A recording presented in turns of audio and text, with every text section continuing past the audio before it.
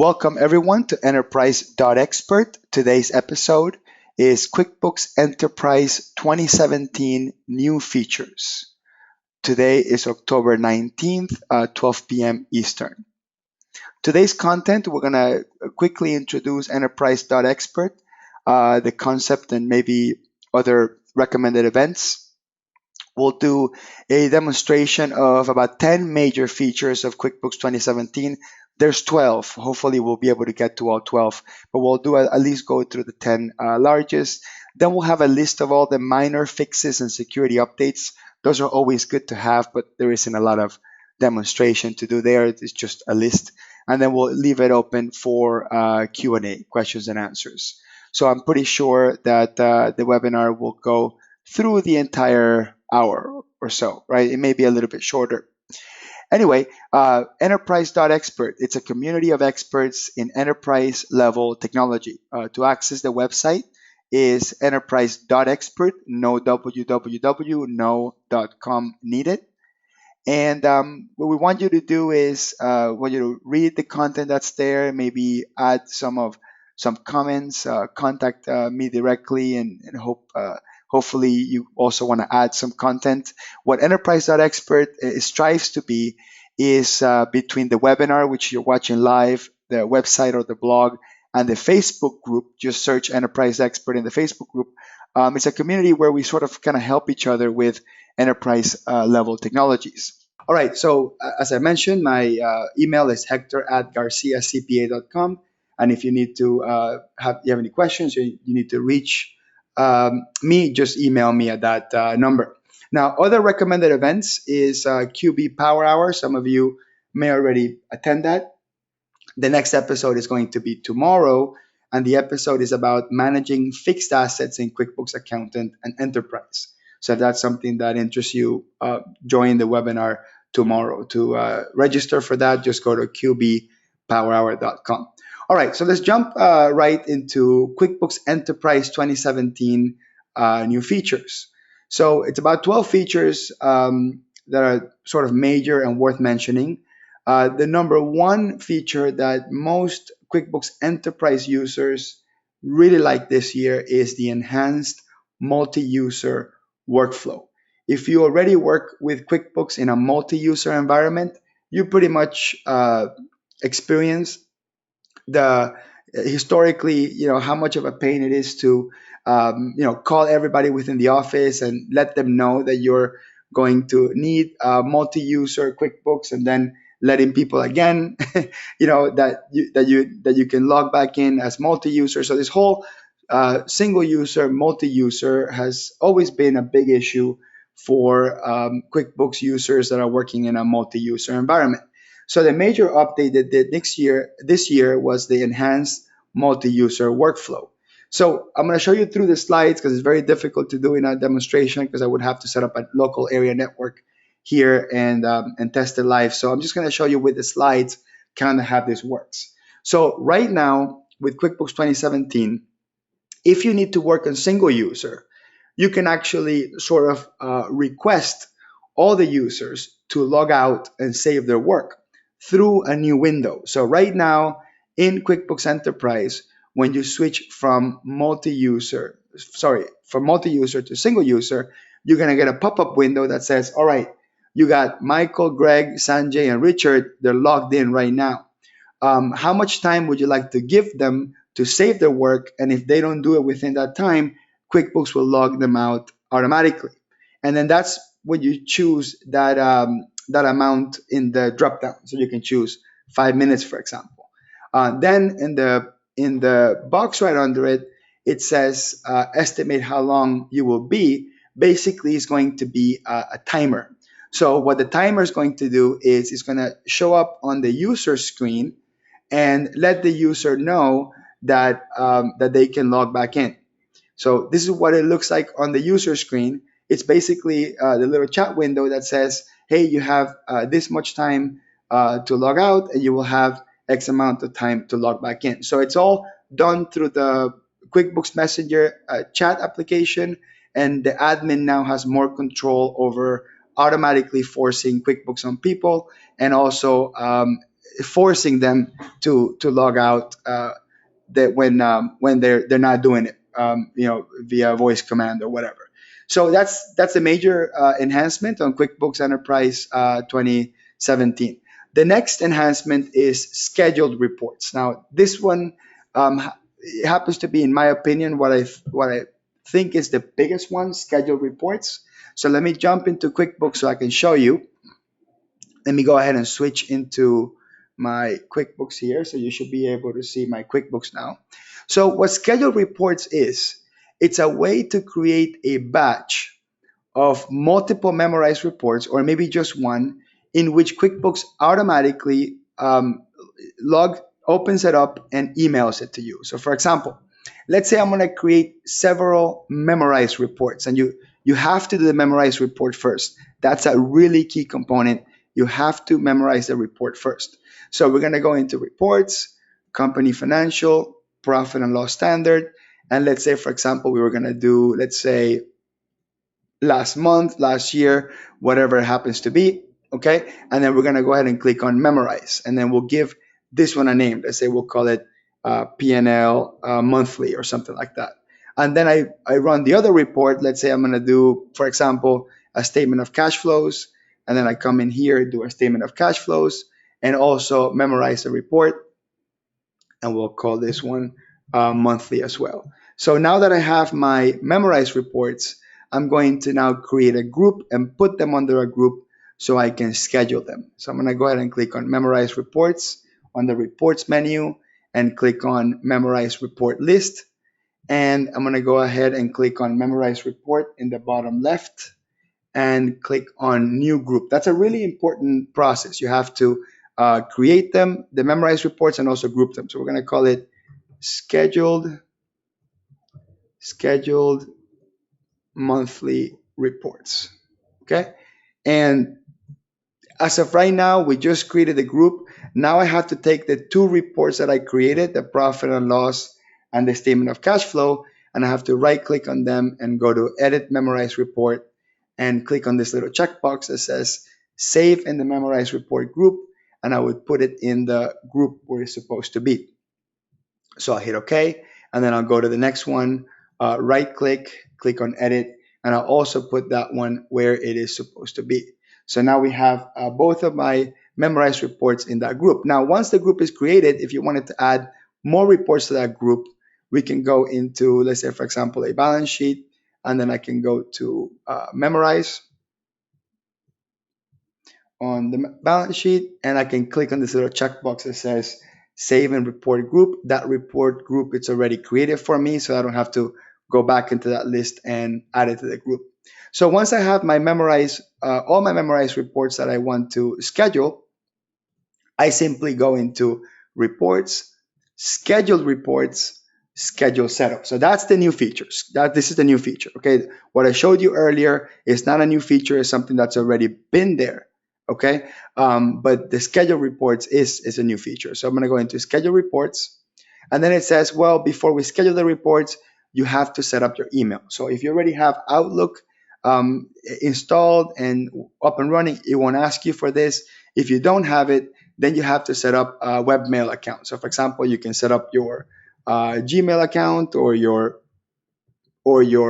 Yahoo account, or maybe even your work account using your email settings. And that's a really important piece. Like, you have to have your settings there functional, right? Because it needs to be able to log in into your email. So I'm going to go into reports, schedule setup. It will ask me for my email, password, right? And then now it established a connection with my email server. So now I can actually set up my schedule report. So again, this is the new feature. This is the new 2017 new feature. So I'm going to go ahead and select up here where it says report group and click on scheduled monthly reports. That's going to automatically only show me the ones that I already memorized and the ones that are made part of that group. Really important. That way I don't have to go searching through them. Notice that they also have their date ranges set up. Now, if these date ranges happen to be wrong, you have to go back into each report, change it, and rememorize it. So I'll go ahead and select all the reports that I want to Send, and by the way, you don't have to make them a group first. I like to do that just to make it easier and keep it more organized. But that process that I did is not completely necessary. So I just did that to make it easier for me to select them here. Okay, so now I got my 3 reports here on the right side, right? Which are the 3 reports in my group. I'll click on next. And then I have to give the scheduling a name. So I'm going to call this monthly reports for CEO. Okay. And then I tell it the frequency. So I'm going to say these are automatically going to be sent out monthly starting, let's say, the 15th. Let's do the 20th of the month. And select time we'll do, let's say, 1 p.m. Now, I can get a pop-up note in QuickBooks letting me know that within 4 hours, a report is going to be automatically sent. That way, if I, for whatever reason, forgot to reconcile or forgot to make adjustments, I know 4 hours before that I should make it or work on it or make a change or something before a report gets sent out, and potentially the wrong thing can be sent to someone, right? So that's something just really, really important. Okay, so then I'll click on next, and then it tells me who is going to get this report. So now there's no limit on how many you can put there. So I can put, I can put several emails. You can put yourself to get a copy. You can put, multiple emails in here as long as you got a semicolon. That's a really important point there. As long as you have a semicolon there, you should be able to send multiple. And then you give it a subject, so we can call it, in this case, we can call it monthly reports to CEO and board, something like that. And then you get basically kind of a preview of the attachments that are going to be sent. And then you also get a preview, or you get to put a template in terms of what goes in the body. Now, this is really, really cool, never seen before in the world of QuickBooks. Password protect. We can password protect these files. This is huge. People have been asking for this for a very long time. So I can just put a password protection here. Okay, and it's got to be at least 6 characters, really important. Okay, and let's hit back. Let me schedule this for today. Do it at 12 p.m. There you go. Okay, so I'm gonna go ahead and click on schedule. Okay, and then you get the scheduled report center pop up. Now I'm gonna close this real quick to show you how you access it. We go into the reports menu, scheduled reports, scheduled report center. So this is where you manage all your scheduled reports. Once you create all your report batches, you're gonna see them all here. So if I have multiple created, so I'll do another one real quick. So I'm gonna do schedule setup, and then we're gonna do, let's say, 3 payroll reports, and then we're gonna call this weekly payroll reports. And we're gonna schedule this weekly starting, let's say, this Friday at 2 p.m. And then I'm gonna hit next. And then 2, I select who this goes to. Okay. And choose to password protect or not, right? Let's do password protection. Really important. I love password protecting the reports. And now you can see both of the scheduled reports. So you can actually individually make them inactive or active if you want to. Okay, so that's a really important piece. I can pick and choose which ones I want to activate and reactivate.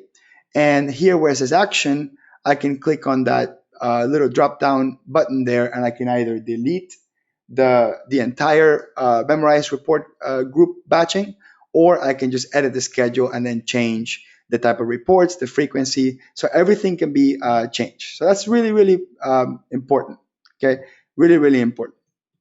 Okay, all right. So somebody here is asking, can we schedule a report without having to set up each client? I assume that Thomas, your question has to do with you're managing multiple QuickBooks files and you want to do one scheduled report and it somehow be added to all the QuickBooks files. The answer is no. This is per QuickBooks file. So every QuickBooks database file has to have its own memorized reports and its own scheduled report group. Now, let me go ahead and close that. Now, another feature that's not new for 2016, by the way, for 2017, was actually added back in 14, but a lot of people don't use it, is manually emailing the report. So you don't have to schedule them, you can just manually email them. And the way you manually email them, you go into reports, process multiple reports, then I can choose my group here that I already have preset, and then I can just click on email. So this way, it will automatically push those emails to be sent, and they don't have to go through a schedule. So as you see, this process, this is not new for 2017, is the automatic scheduling, which is new. The major difference is that on the automatic scheduling, you can password protect. On this screen, you cannot password protect. So that's a really important piece of just kind of comparing those two. Now, the next feature that we'll talk about is show filters on report.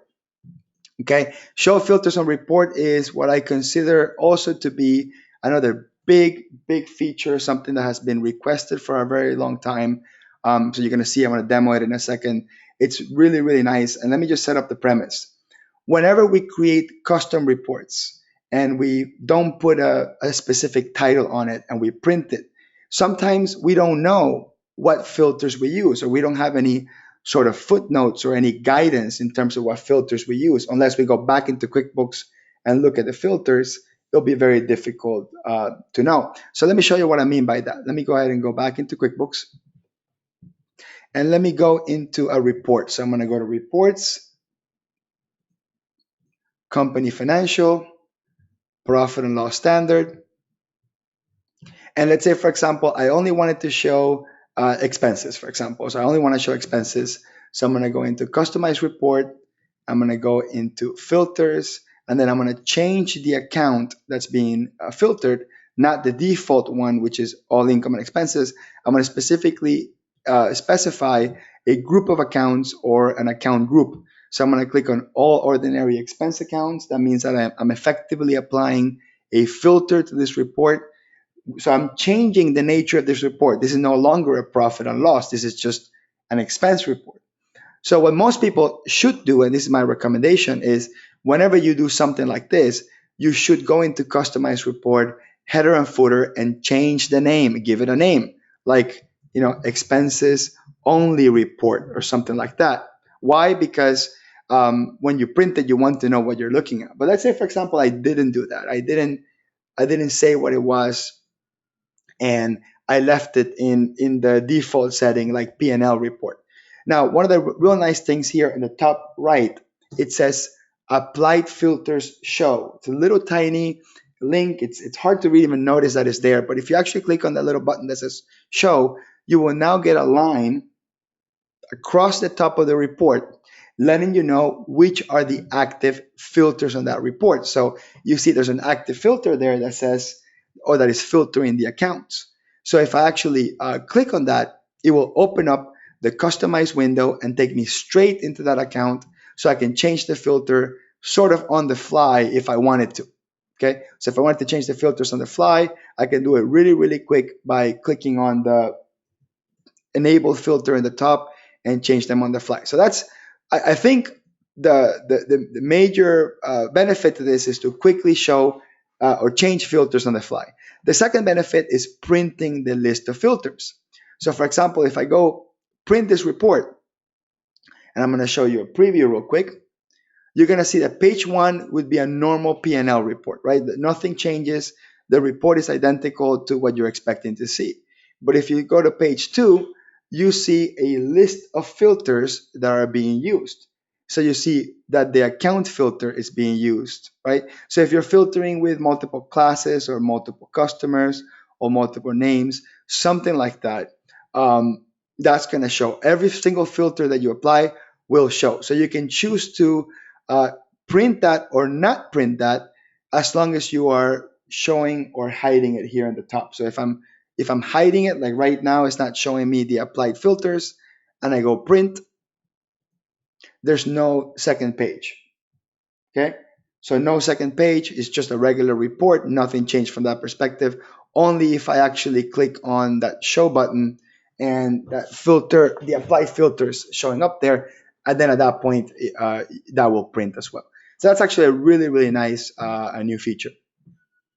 The other one, the other new feature that I'd like to show you is the enhanced selection on filter values. And that's kind of a hard one to describe. I think it's just much easier to show, but the enhanced selection on filter value, which is this fourth feature here, is a way that I can quickly search through multiple filters without having to just kind of scroll up and down and click. So it basically has a search function within the filter. So you'll see it. Let me switch back into QuickBooks here and show you. So for example, let's say I wanted to choose only 3 expense accounts to show here. I want to show meals and entertainment, travel, and website, right? So I'm going to go ahead and click on Customize Report, click on Filters, and then here where it says Account, I'm going to change that from all and go into multiple. Now this is the key here. This little option here called multiple, this is where the new feature was added. It was added into the multiple accounts, multiple items, multiple names, multiple classes feature. So the enhancement is within this specific section of the filter section. So I'm going to go into multiple accounts, and now I get a pop-up window that looks similar to the old one. I wish I had a picture of the old one so I can show you, but I don't. But similar to the old one, but now there's a search box.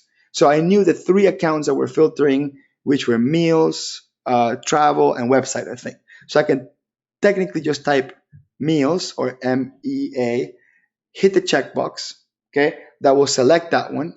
And I can also type TRAV for travel, hit the checkbox there. And then I can do website,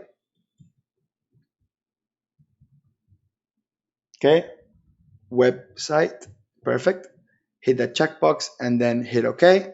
And now we have 3 filters there, which is those specific accounts. Hit OK, and then only show all those. So that's really, really cool. But what's even better, which is sort of a feature within a feature that you really don't see it or notice it, which I'll show you exactly how this works, is the exclude function that you can use with this new feature. So I'll show you. So let's say, for example, I'm going to go ahead and click on the little X up here so I can remove my filters. So it goes back to a regular profit and loss. And let's say I wanted to show this profit and loss, but I wanted to exclude travel. Let's say for whatever reason, I want to show everything but travel. Before, that used to be a real painful process because we had to select everything but travel. But now we can actually sort of reverse engineer removing just one account or excluding one account from my filters. So I'm going to click on Customize Report, go into Filters. Here where it says Accounts All, I'm going to go into Multiple, and then I'm going to click this little button here that says Select All. So that's basically going to select every single account. It is the equivalent of me just choosing all accounts up here. However, by me doing this Select All, right, and then through the search typing travel and only excluding travel, right, because all the other ones would be selected, and then I hit OK, I effectively just excluded a single account or a single customer or a single item from my report in a real fast way. Okay, so that's actually really sort of a combination of the showing the filters being applied and quickly searching through multiple filter items, classes, names, accounts, whatever. Okay, so this also would work in anything that has a multiple accounts or multiple option. So for example, under classes, if I have a multiple option, it was added there. If I go into, for example, into name that has a multiple names option, the search box was added there. If I go into item and go into multiple, the search box is added there as well. So just basically any of the filters that in its nature has multiple lists, even vendor type, for example, it has it there. So anything that has in its nature a sort of multiple filter option has that search that can do select all, clear all, search, or manually choose or exclude. Now, the other really interesting feature they added is called the in-between search. Okay, so the in-between search, it's now something that I've been asking for a very long time from developers, which is the ability to search a dollar amount between two other dollar amounts. So historically, you could only search more than or less than or equals to, but now you can also do in between. So let me show you what I mean by that. So for example, let's say I want to audit my cost of goods sold here, and I'm going to double click on my cost of goods sold account. And when I go into my cost of goods sold account, there's a whole bunch of transactions with all sorts of dollar ranges, right? So before this new feature was added, my only options to work with dollar amounts is to either choose exact dollar amount, which I would have to put in here in this box, or more than or less than. But now the new feature was literally just this little box here called from and to. I find this to be a huge feature. I've been needing this for a very long time. So for example, I wanted to find something between $10 and $20. So I just put 10 to 20. Okay, that's simple. Just put a dollar range and then hit OK. And now your report is limited to just between 10 and 20. And this is huge because most QuickBooks users, when they try to remember a transaction or go back to a transaction, they may not remember the exact dollar amount. They know it was 50 something dollars, or I know it was 700 something dollars. So the only way to really try to find a transaction when you only know it was quote unquote 50 something or 700 something is to use an in between, right? So that in between search is really, really interesting. Now, the other really cool feature they added, it's called search as you type. So this is feature number 6, search as you type. Okay, that's a big one, especially for people that have really, really big item lists and really, really big account lists, or even really, really big customer lists. So let me show you exactly what I mean by that. And the value of search as you type is to find an item, an account, a class, a customer by maybe another word within its name without specifically knowing the first couple of letters. So if you've used QuickBooks for a long time, you know exactly what I mean. If you don't, you'll understand in a second. So let's say, for example, I'm gonna write a check, okay? And I'm gonna just select any vendor here. And let's say, for example, that from my chart of accounts, I have a whole bunch of categories here. And let's say, for example, that I know that the account that I'm looking for contains the word service, like this one, for example, vehicle service. Now, traditionally, the only way to quickly find that or quickly go through that is to literally type vehicle service or VEH, and then your options will narrow down. Now, search as you type simply added a real simple notion, which is if you know the second word or the third word or any word between it, I can just type, in this case, service, so SER, and notice that it doesn't automatically highlight it, and it does show two accounts that contain the word service or that contain the letters SER as part of any of the names within the name. So that's actually really, really big. If you also use QuickBooks Online, that's something that was kind of just born in QuickBooks Online, but that's really big, and it also works with items. So, for example, if I'm gonna go do an invoice or a sales order or something like that, and I want to use an item, in this case, I'll create an item real quick here called large shirt, for example. Okay, so I create an item called large shirt, and basically in the past, traditionally, I would have to type LAR for that to be highlighted. However, now I can type SHI, right, and it will also show me that one item there. So it's basically filtering any name within your items, your customers, your vendors. Okay, it works with vendors too. For example, this is where you get to see it a lot more obvious. Let's say I got all these vendors with like really long, complicated names, right? And let's say, for example, I wanted this vendor here that contains the word export right here on the fourth, basically on the fourth word of the vendor. So when I go write a check, for example, I type, let me go into the vendor list here, I'll type export, and you'll see exactly how that narrows down. So that's really, really neat. This is called the search as you type filter. Okay. All right. The other filter that they added was adding on customer and vendor types. So let me show you that. For example, let me go into my vendor list. Okay. And let's say, for example, I have a lot of vendors here, and they're very difficult to manage.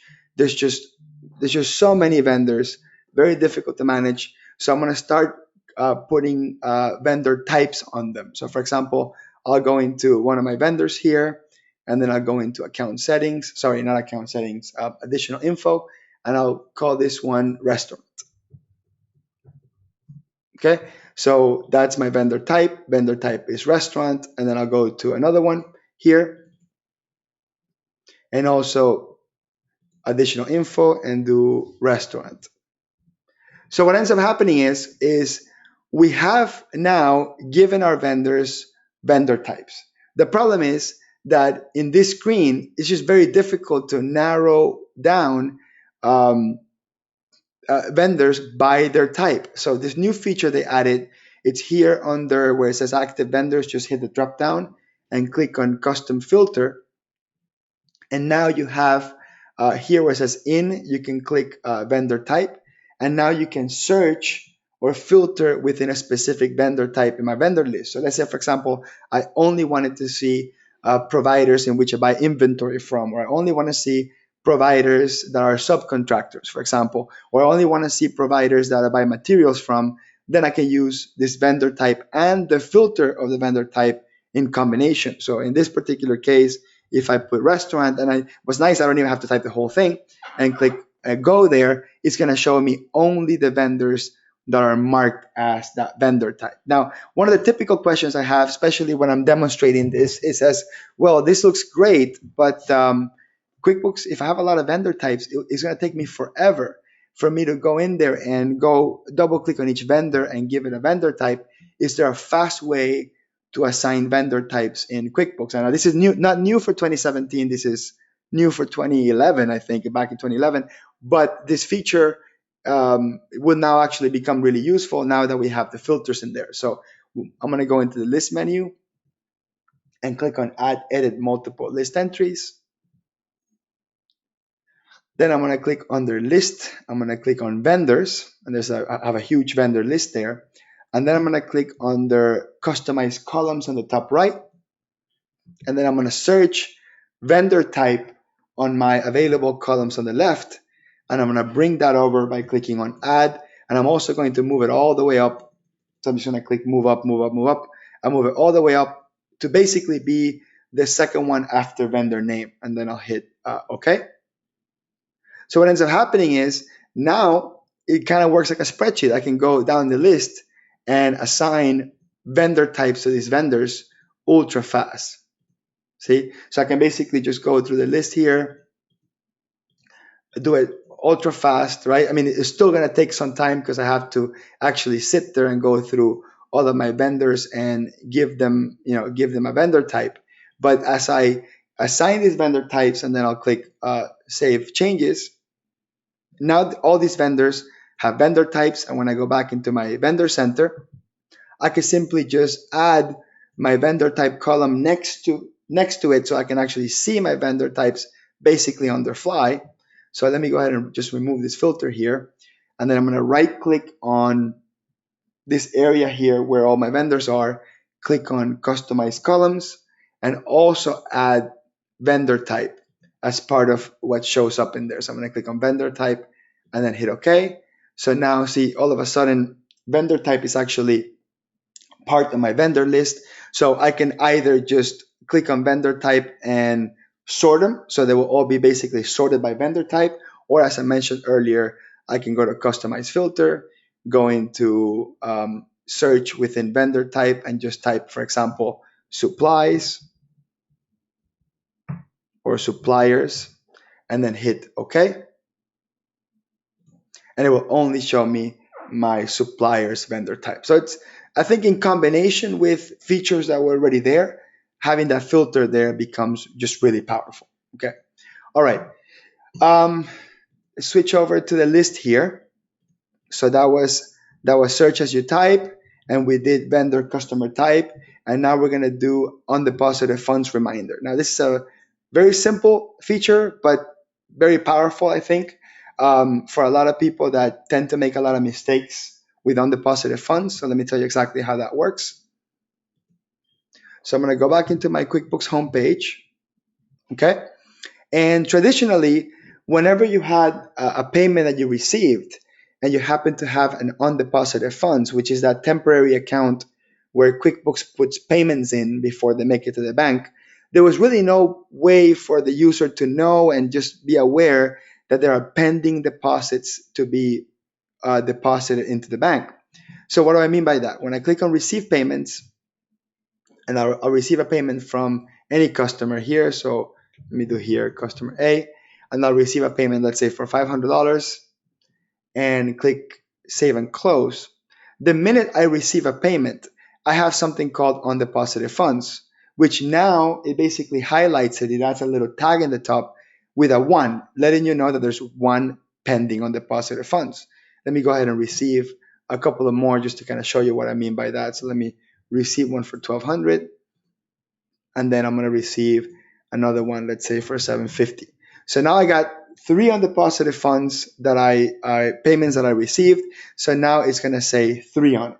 Okay. So when I click on record deposits, and obviously this is not new, this has been here forever. You pick, let's say for example, I'm going to deposit one of them, and you go ahead and deposit it. And what happens is once you deposit it, it goes from three down to two. So tiny, small feature, but it does become pretty powerful.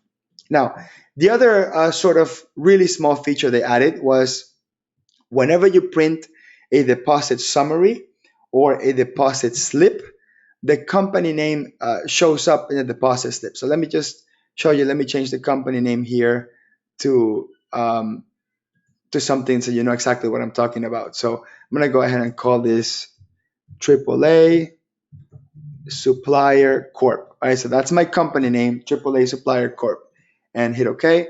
So that company name traditionally never really showed on the summary of a deposit. So when I go into print and go to print summary, I'll hit preview, the company name now shows up in there. Now this is a very small feature, probably not worth mentioning too much. However, the use case for this was people that manage multiple companies and they're creating multiple deposits. And then after they print their deposit summaries, which they use where they group together and kind of organize in their desk before they go to the bank, they just kind of want to know what bank is for. So it's a small feature, but really nice for the people that were asking for it. So the next feature we'll talk about, we talked about the undeposited funds reminder, and we talked about the company file showing up in the deposit summary. So the next one we'll talk about is the cleared flag on the credit card charges. Okay, so now whenever I reconcile my credit card, they show cleared. So let me show you what that means. So for example, I'm going to go into my chart of accounts real quick, and then I'm going to open up one of my credit cards. So I'll open up one of my credit cards, and you see how we have this is actually reconciled. So it shows you the little check mark. Now that check mark is not new, of course, that's just, that's always been there. But if I look at the actual credit card charge, now I see a flag that says cleared. So there's a few transactions in QuickBooks that should show clear tag, but still don't. We have sales receipts hitting the bank. We have deposits or payments hitting the bank. We have transfers, and before 2017, credit card charges as well. So they're getting better and better. So for credit card charges only, they added a clear flag. They haven't added it for deposits yet, and that's actually probably one of the major criticisms I have. I think they could have, or they should have added it for deposits as well. But at least on credit card charges itself, you get to see the cleared flag, and to me that's really important. Now, one thing real quick is kind of worth showing is in QuickBooks Enterprise or any QuickBooks desktop version, if you have a deposit. So let me go ahead and open any deposit account here. So if you have a deposit, not a check, let me go open up a deposit. Let's go to a deposit. So if I have a deposit, there's no cleared flag on it. There's no way that this deposit has been cleared. Just no way to see it. Okay. However, if I actually go into, let me close that. If I go into the register, I see a little checkbox there that says that it's cleared. So from that perspective, yes, I can see it. However, there's another way to know whether this deposit has cleared or not, which is you hit Control Y on your keyboard, Control Y, or click on the journal button up here. Either one works, and then click on Customize Report, and then search for CLR, which is a cleared flag, and then hit OK, and then you see that little checkbox there. And that's kind of one way, a workaround of knowing how deposits, I mean, whether deposits or not have cleared the bank or if they've been reconciled. So that's not new. That actually works on even the oldest version of QuickBooks that I ever used. That feature is there. But the only really new feature is that cleared flag on the credit card charges. Okay, next feature, and we're down to just a couple more. Next feature is copy and paste line on the timesheet. Now that one, I find that one to be really, really useful for people that process a lot of timesheets and a lot of payroll in which, two or three employees that maybe they happen to be on the same truck, on the same route, or they work on the same project at the same time, happen to have really similar information, or or for example, I have a employee which has similar notes and similar customers and similar hours that I want to copy down each line. That way I don't have to retype. So let me go ahead and switch back to QuickBooks to show you in an example because it's difficult to explain without an actual example.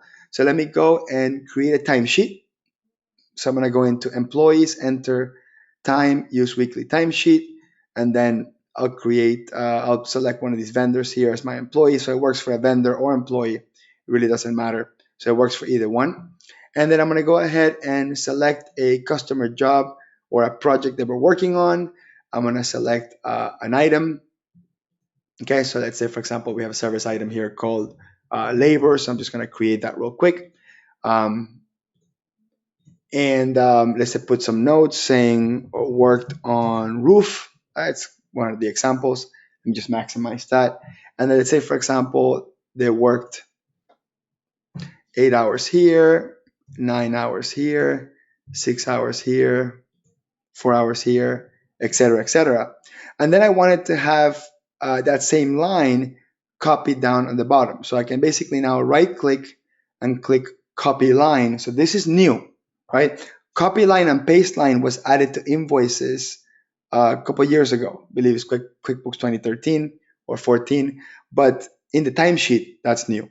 So I'm going to go to copy line and then go to the second line, right click and paste line. Okay, so basically all the information, customer job, and the hours get copied over. Okay, the only thing you have to change here is the service item and maybe the notes. Okay? So this is typical for whenever the customer job is the same or the hours are similar, and I just want to change the service item or the notes. So really powerful for people that do a lot of timesheets, not so powerful, obviously, for people that don't do timesheets. Okay. And the last feature we'll talk about is deleted filters on the, deleted users on the audit trail report. This is that last one here. So deleted users on the audit trail report. So let me go into the slide, and this is going to show best on the slide. So what happens is on the old audit trail, which is the one sort of behind it. So I'm just going to move this one down here at the bottom so you're not distracted by that. Let's just look at this one. So this is an example of an old audit trail. An old audit trail, if you delete a user and you go check the transactions, it's going to say unknown user. Okay, and that's been a major criticism because a lot of people say, well, listen, I don't need for it to say unknown user. I need to know who the user was who modified this transaction. This is very typical for whenever you have an ex-employee and you get rid of the ex-employee and you remove their user access, and then maybe a month later, a year later, you want to run an audit trail and see who they are.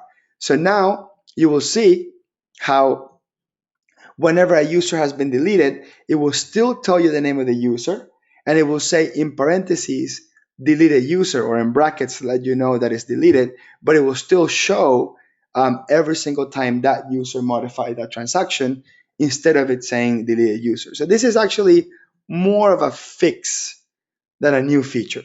It's more of a fix than a new feature. Now, somebody here is asking if these features only work in QuickBooks Enterprise, or do they work in QuickBooks Pro or QuickBooks Premier?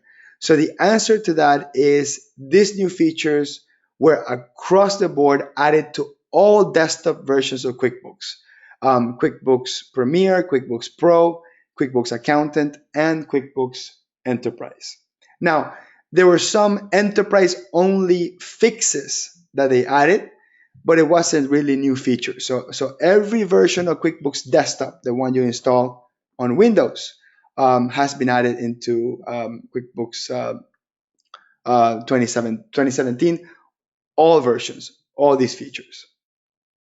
Okay, all right, let's see. So there are some additional sort of, I call it minor features, is high resolution support for monitors that are like 2K, 4K type monitors.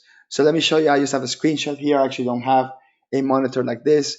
What was happening in older versions of QuickBooks, whenever you had a 4K monitor, you had this sort of errors, really little icons. It was just very weird to work with it because there wasn't any support. So they finally added that high resolution monitor support. So that's as much as I'll say about that. I don't have one to actually test it. They also made some significant improvements in the database to autocorrect corruption issues with balance sheets going out of balance, which is more prominent in QuickBooks Enterprise because they happen to be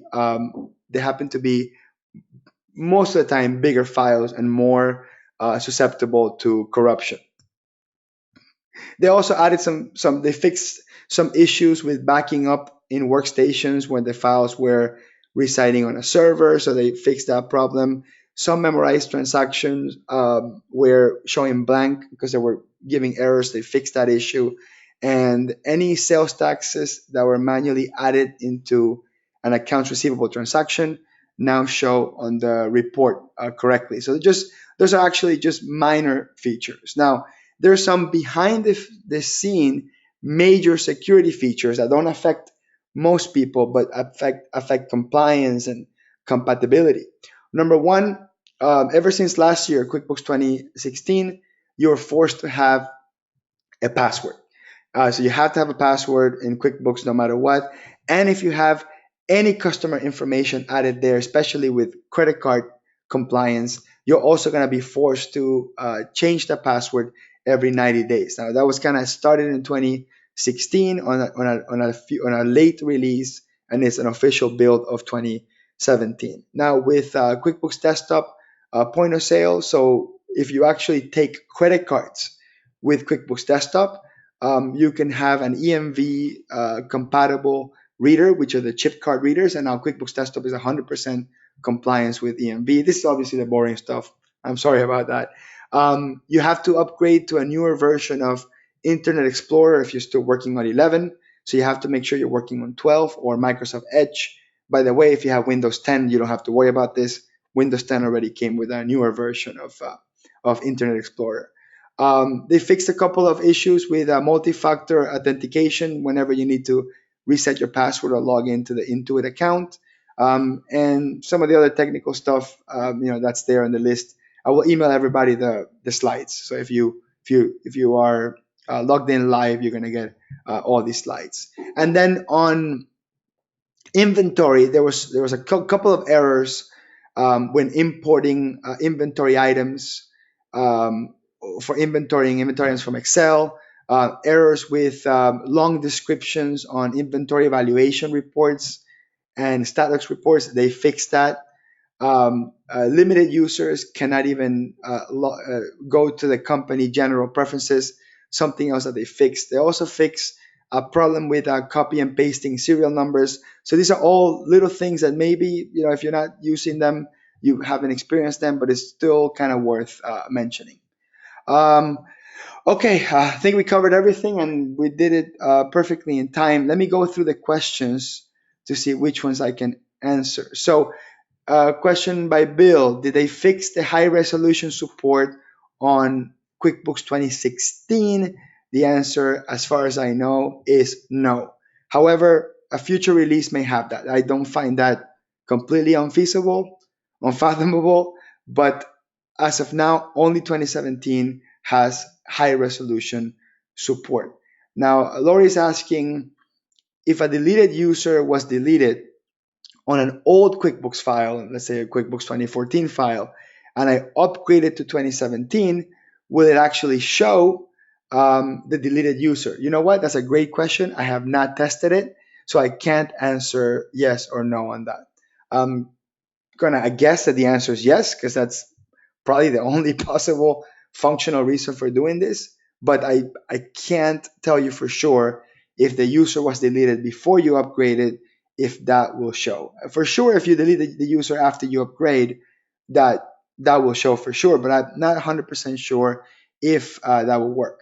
Now, Keith is asking, can you copy a line item from one employee's timesheet and put it on another timesheet? You know what? I'm not 100% sure. Let me test that. So let's go back into the timesheets here, and let me go ahead and select this timesheet. I think I had a timesheet for Zach, and let me go ahead and put hours here. So this is to test whether or not this will go across another employee. So let me go ahead and copy the line, and I'll go to a different employee altogether, or a different vendor, and paste line. So the answer is no, Keith. You can't go across employees, can't do it across employees. However, Keith, something that you can do is you can create multiple timesheets in batch. So I can actually select multiple names, and I can select a couple of employees or a couple of vendors. Okay, so for example, I'm doing a timesheet for a couple of vendors or employees, hit OK. I can actually create from a group of multiple vendors the timesheet all for all of them at the same time, and use the copy and paste within that. But you're right. I think it would probably make sense for that. Now, Thomas is asking a really good question. It says, will schedule reports be sent out even without having the client's file open? So the answer is yes and no.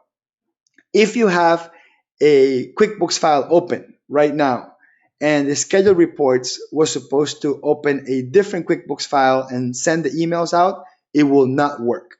But if you have no QuickBooks file open, so you have it on the default screen, this screen here, on no company open, or you have it completely closed, yes, QuickBooks will go in and send them in batch. So that's a really, really important one. So if you have a different QuickBooks file open, it's just not going to work. Another really important thing, schedule reports is still kind of glitchy. You can't have multiple versions of QuickBooks installed in the computer for the batching to work. Just because the software, when it runs, it may open a different version and it doesn't work, and doesn't really work if the files open in multi-user mode. So for the time being, schedule reports is really neat for the single user that kind of works with their own file, but for sort of accountants or consultants that manage multiple QuickBooks files, not so much. Okay, all right, so that's it. We're done. Thank you very much for sticking around.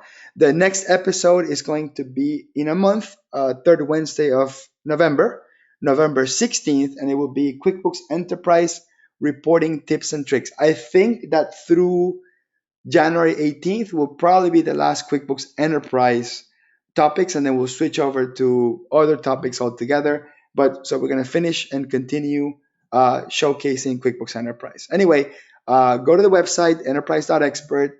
Join the Facebook group. It's a single best way you can interact ask questions, continue the conversation. Mention the webinar on Twitter and email me if you have any questions. If you need to upgrade to QuickBooks Enterprise and you're not a reseller yourself, email me Hector at garciacpa.com or Hector at enterprise.expert. Thank you very much and see you next month.